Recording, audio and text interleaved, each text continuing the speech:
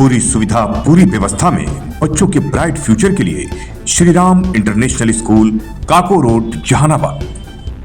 The Humsafar trust द्वारा स्वाद देसी रेस्टोरेंट में ट्रांसजेंडर समुदाय के हक इंसाफ के लिए सेमिनार का किया गया आयोजन। ट्रांसजेंडर समुदाय के हक इंसाफ के लिए देश में लगातार आवाज़ उठती रहती है। जहानाबाद देसी स्वाद रेस्टोरेंट में द हमसफर ट्रस्ट के माध्यम से एक सेमिनार का आयोजन किया गया, जिसमें ट्रांसजेंडर समाज के काफ़ी लोग शामिल हुए। हम अपने हक एवं अपने लिए इंसाफ के तहत आवाज़ उठाई। इस मौके पर हमसफर ट्रस्ट के संचालक रेशमा प्रसाद ने कहा कि ट्रांसजेंडर समुदाय के लोगों के साथ साथ देश और दुनिया में जिस तरह का भेदभाव वायरलेस किया जा रहा है, उसके लिए हम लोग लगातार आवाज़ उठा रहे हैं, जिसका असर भी देखने को मिल रहा है। बिहार की सरकार हो या केंद्र की सरकार या स्थानीय प्रशासन, सभी की मदद और सहयोग मिलता है।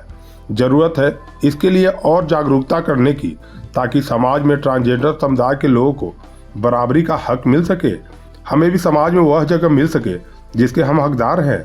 रेशमा प्रसाद ने यह भी कहा कि आज के समय में हमारे समुदाय के लोग विभिन्न पदों पर सुशोभित कर रहे हैं, जो हम सभी के लिए गर्व की बात है।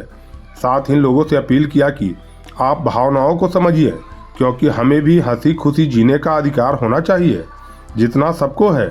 हम दुनिया से अलग नहीं हैं, हमारे भी जज्बात हैं, हमारी भी भावनाएं हैं। राज्य स्तरीय कार्यक्रम है जो ट्रांसजेंडर व्यक्तियों पर होने वाली हिंसा के खिलाफ एक माहौल बनाना है कि सरकार किस तरीके से काम कर सकती है, क्योंकि ट्रांसजेंडर व्यक्तियों को अलग अलग तरीके की हिंसा का सामना करना पड़ता है। खास करके परिवार में ही जो घरेलू हिंसा है उसका सामना करना पड़ा, और स्कूल में, कॉलेजेस में, कार्यस्थल पर या किसी ऑफिस में यात्रा के दौरान क्या अपने जीवन साथी के साथ में जो जिनके साथ अपना जीवन जीते हैं उनके साथ सभी तरीके की हिंसा का सामना करना पड़ता है। वो हिंसा कैसे खत्म होगी, ट्रांसजेंडर व्यक्तियों का जीवन कैसे आज़ाद होगा और ट्रांसजेंडर व्यक्तियों की पहचान को कैसे समझेंगे।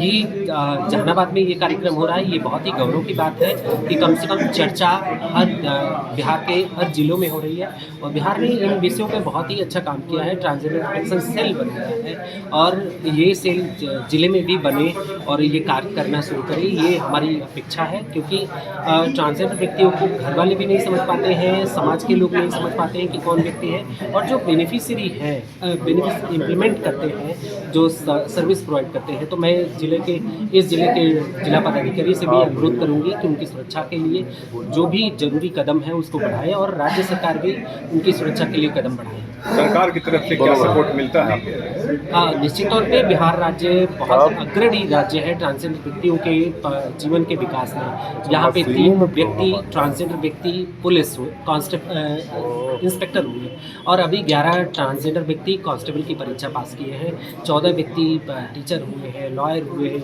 स्वास्थ्य विभाग में काम कर रहे हैं, और 80 से ज़्यादा व्यक्ति जो अलग अलग NGOs में, कंपनीज में काम कर रहे हैं। तो निश्चित तौर पे परिवर्तन हुआ है और हो रहा है।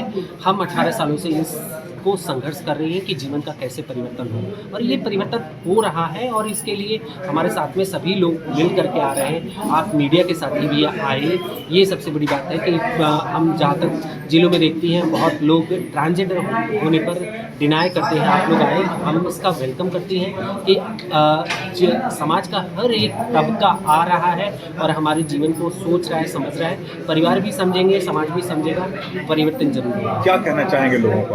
मैं कहूँगी कि अपने घरों में अपने बच्चों को स्वीकार करें। जब वो बच्चे अपने घरों में स्वीकार होंगे तो वो प्रोडक्टिव होंगे, वो कहीं से भी ऐसे रास्ते पे भिक्षावृत्ति के लिए नहीं होंगे या कोई सांस्कृतिक जीवन के लिए ही बने रहेंगे। उनका जीवन है, वो जैसा चाहेंगे वो जी पाएंगे।